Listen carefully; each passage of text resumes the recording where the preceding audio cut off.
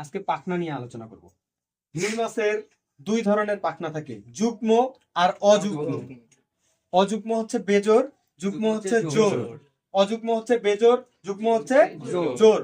বেজোর যে পাখনাগুলো আছে, বেজোর বেজোর পাখনাগুলো পতত্ব মেনে চলে। কি তত্ত্ব? পতত্ব মেনে চলে। বেজোর পাখনাগুলো হচ্ছে পৃষ্ঠীয়, পতে পৃষ্ঠীয়। পৃষ্ঠীয় কোনটা ভাইয়া? পৃষ্ঠীয় পিঠের দিকে পৃষ্ঠীয়, দেখছেন?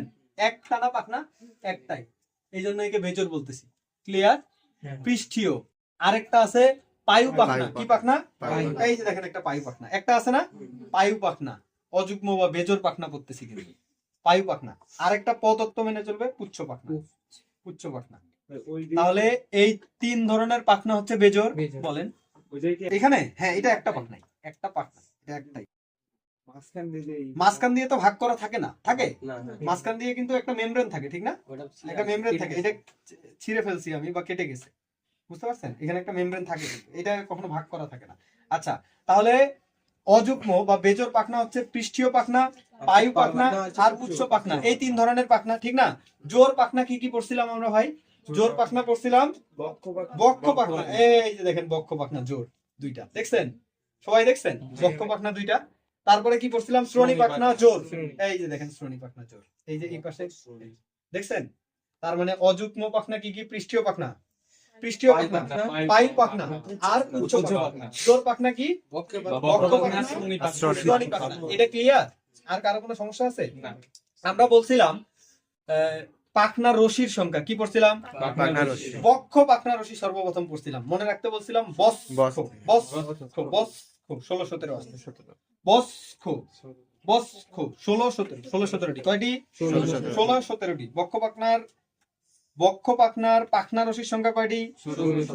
16 থেকে 17টি। এখন আমরা গুনবো আজকে, হ্যাঁ? দেখি কয়টা আছে। এই লিসেন, এইদিকে আপনারা একটু দেখবেন, হ্যাঁ কয়টা আছে দেখেন। এই ভিডিওটা একটু সামনে নিয়ে আসেন, জুম করো ভালো করে। জুম করলে ফাইটে যাবে। কয়টা আছে দেখেন, আপনারা দেখবেন, হ্যাঁ? 1 2 3 4 5 6 7 8 9 10 11 12 13 14 15 16। 16টা আছে? 16টা আছে। এই পাশে যদি 16টা থাকে পাখনা রশির সংখ্যা, এই পাশে 16টা আছে, তাহলে 32টা। কোন কোন মাছের 34টাও থাকতে পারে, 34টাও। 16 থেকে 17 যদি হয় একটা পাখনাতে, তাহলে দুইটা পাখনাতে কয়টা হবে? 32 থেকে 34টা। বুঝতে পারছেন? বক্ষ পাখনা গেল। এরপরে কি করছিলাম? শ্রোণী পাখনা। শ্রোণী পাখনা কি করছিলাম? 9। শ্রোণী 9, শ্রোণী 9। শ্রোণী পাখনায় পাখনা রশির সংখ্যা কয়টা? 9টা। শ্রোণী 9, শ্রোণী 9, 9। 9টা আছে কিনা দেখেন তো, গুনেন দেখেন। এই আপনাদের মধ্যে কেউ একজন গুনেন, গুনেন। এই যে দেখেন 1 2 3 4 5 6 7 8 9। গুনেন, আপনি গুনেন, ভালোভাবে গুনেন, ভালোভাবে গুনেন। আর কেউ গুনবেন 9টা আছে কিনা? শ্রোণী 9। শ্রোণী পাখনা কয়টা আছে? 9টা আছে। ভাই আপনাকে বিশ্বাস করলাম না। তাহলে এক পাশে যদি 9টা থাকে পাখনা রশির সংখ্যা, তাহলে দুই পাশে কয়টা আছে? 18টা। ভুল করবেন, আবারও ভুল করবেন। যদি বলেন তো শ্রোণী পাখনার সংখ্যা কয়টা? দুইটা।